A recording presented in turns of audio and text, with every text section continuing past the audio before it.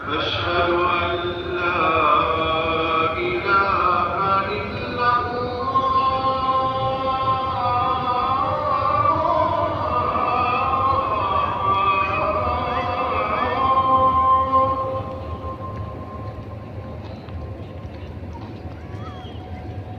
أشهد أن لا إله إلا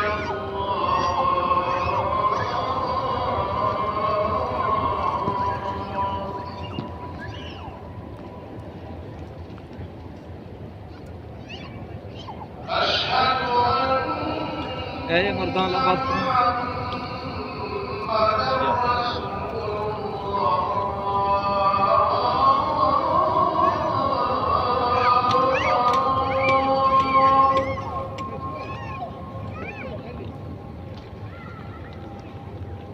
أشهد أن محمدًا رسول الله.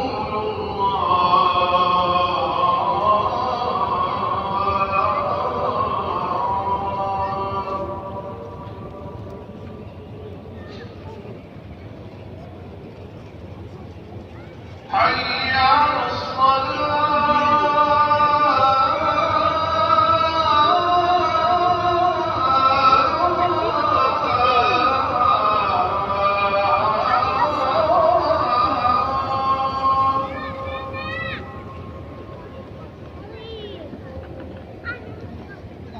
حي على الصلاة.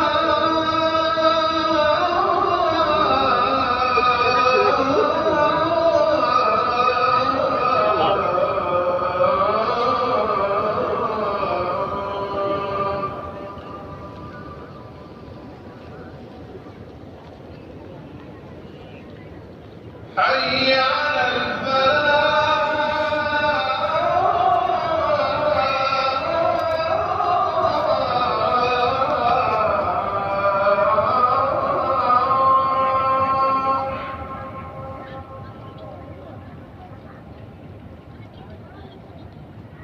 حي على الفلاح.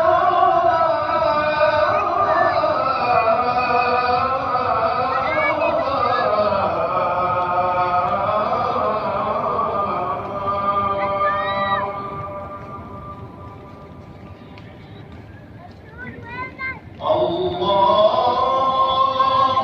أكبر الله أكبر لا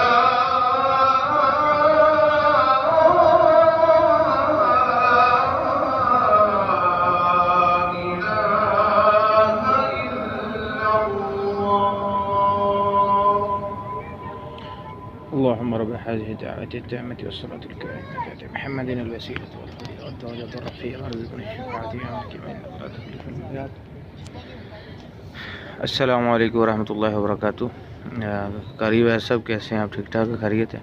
कारी साहब अभी ईशा की नमाज का वक्त हो गया मस्जिद नबी में, तो मैंने असर के वक्त भी स्पेशल दुआ की थी जो आपके अजीज़ हैं फसी भाई के लिए, मगरिब के वक्त भी दुआ की और अपने दोस्तों से भी दुआ करवाई है।